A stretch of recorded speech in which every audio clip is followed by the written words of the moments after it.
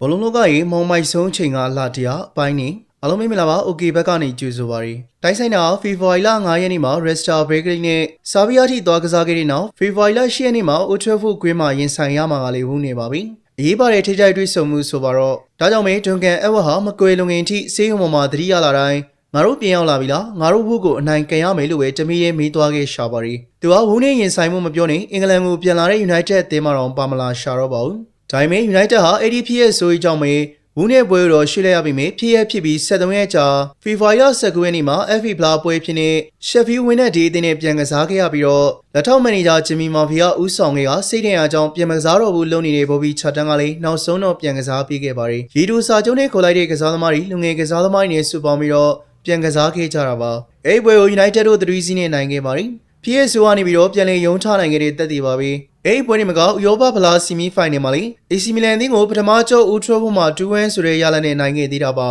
ဆန်စီယိုကျော့မှာ 4-0 နဲ့ပြန်ရှုံးခဲ့တာကြောင့်ထွက်လိုက်ရပါတယ်ဒါပေမဲ့ပထမကျော့နိုင်ကနေအံ့ဩစရာဖြစ်ခဲ့ရပါတယ်အဲ့ဒီအဒီမှာ United က FA ဖလားဖိုင်နယ်အထိတက်နိုင်ခဲ့ပြီးတော့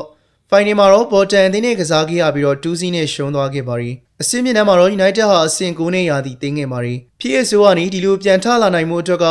United သင်းနဲ့အားနဲ့တော့မဖြစ်နိုင်ခဲ့ပါဘူး။သင်းနဲ့လည်းမရက်တီခဲ့ရပါဘူး။ဘောလုံးကမှတစ်ခုလုံးကအကူအညီတွေပေးခဲ့ကြပါရီ။မန်စီးတီးလိုမျိုးကန်ပြိုင်ဘက်ကလည်းရန်မွေထောင်ပေးတာမျိုးနဲ့အကူအညီပေးခဲ့တယ်လို့လီဗာပူးလိုမဟာပြိုင်ဘက်အသင်းကြီးကလည်းကစားသမား9ယောက်တောင်9ချပေးခဲ့ပြီးတော့ဘာတပြားတစ်ချက်မှလည်းမယူခဲ့ပါဘူး။ Real Madrid အသင်းကလည်းအဲ့ဒီခေတ်ကာလကကမ္ဘာအကောင်းဆုံးကစားသမားဖြစ်နေတဲ့ဒီစတီဖာနိုကိုခမဲ့9ချပေးပြီးတော့ကန်လန်းခဲ့ပြီးမြင် FA ရဲ့တားမြစ်ချက်တွေမပြေမြောက်လိုက်ရပါဘူး။ဒါပေမဲ့ Real ဟာ United ရန်မွေပွဲတွေစီစဉ်ပေးတယ်လို့ငွေကြီးလေးအကူအညီအများကြီးပေးခဲ့ပါရီ။ United ဟာလေ့ကျင့်ခွင့်ကိုဘလက်ဘူးကိုပြောင်းခဲ့ပြီးတော့လေ့ကျင့်ပြင်ဆင်ခဲ့တာမှာအရင်လေ့ကျင့်ခွင့်မှာဆိုရင်ကစားသမားတွေကကွယ်လွန်သွားခဲ့ကြတဲ့ကစားသမားတွေကိုတတိယပြီးတော့စိတ်ထိခိုက်ကြမှာဆိုလို့ပါနီးပြဂျမီမာဖီရဲ့ဦးဆောင်မှုအသင်းပေါင်းများစွာရဲ့အကူအညီဖေးမမှုနဲ့ United ဟာ PSV 73ရက်ကြာမှာပဲပြန်ထလာနိုင်ပြီးတော့ Sheffield Wednesday ကိုအနိုင်ကန်နိုင်ခဲ့တာပါဒါသူတို့အသင်းပေါ်ဒွန်ကန်အဝက်ကိုနောက်ဆုံးနိုင်နဲ့နှုတ်ဆက်ခဲ့ကြတာဖြစ်ပါရီအမောင်မိုက်ဆုံးကာလမှာဘောလုံးလောကဟာချင်းချင်းတွက်လင်းလက်ပေးခဲ့ကြပါရီ United ကစားသမားတွေနဲ့အသင်းကလည်းခန္ဓာရည်အပြည့်နဲ့ပြန်ပြီးတော့ယုံချခဲ့ကြပါရီ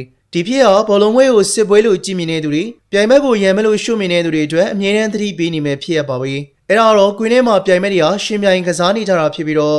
ရှင်ပြိုင်ကစားနေကြတဲ့ဆိုကြတဲ့ကဘက်မတူပေမဲ့တပွဲထဲမှာတူတူကစားနေတဲ့ကစားပေါ်ကစားဘက်တွေဖြစ်ကြတယ်ဆိုတာပါပဲ